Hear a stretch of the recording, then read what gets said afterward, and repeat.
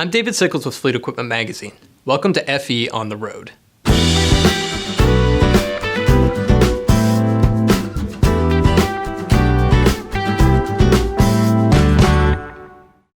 We all know that knowing how well your truck's components integrate together should be one of the first things you consider when speccing a new truck. But this is especially true for axles, which work closely with everything from your truck's engine and transmission to its wheel ends and tires. This means that when speccing axles in each position, you need to be especially aware of what equipment you'll use throughout the truck and how it all fits together.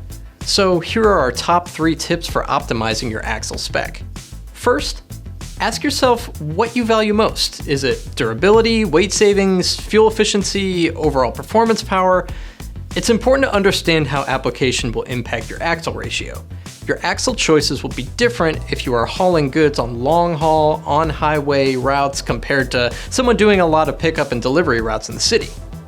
As an example, short haul 4x2 day cabs tend to run overdrive transmissions, so a lower ratio axle is more appropriate versus a more fuel efficient direct drive transmission 6x4 sleeper that you'll want to equip with a higher axle ratio to improve fuel efficiency over the long haul.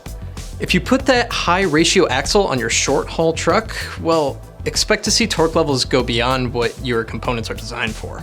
It sounds counterintuitive, but a low axle ratio is represented by higher numbers, like 4.30, while a high or fast axle ratio might be represented by something like 2.16. When you talk about axle ratios, you're going to hear a lot of talk about downspeeding. It's a trend that's really gotten big in the past few years, and it's for good reason. Basically, engine downspeeding means configuring your axle ratio in a way that allows the engine to maintain a lower RPM, which will save you fuel, while still providing all the power the axle needs.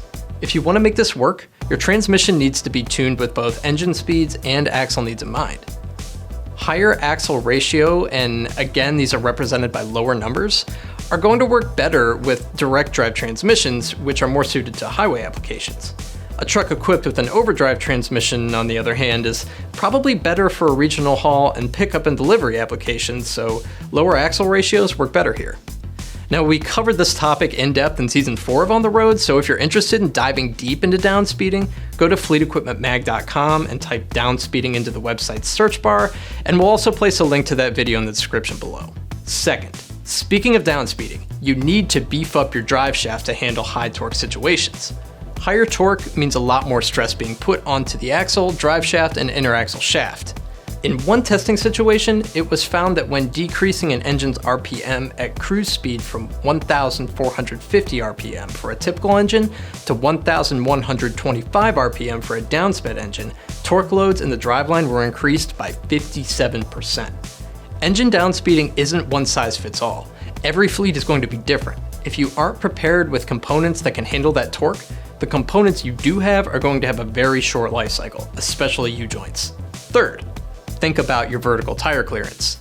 Vertical clearance refers to the distance between the top of the tire tread and the vehicle immediately above it. This clearance is going to change as you drive and hit the grooves and bumps on the road, so it's important that your tire size will work with your axle. To determine vertical clearance, subtract 1.5 times the axle stop clearance from the total clearance above the tire at rest. For more trucking equipment content, visit fleetequipmentmag.com.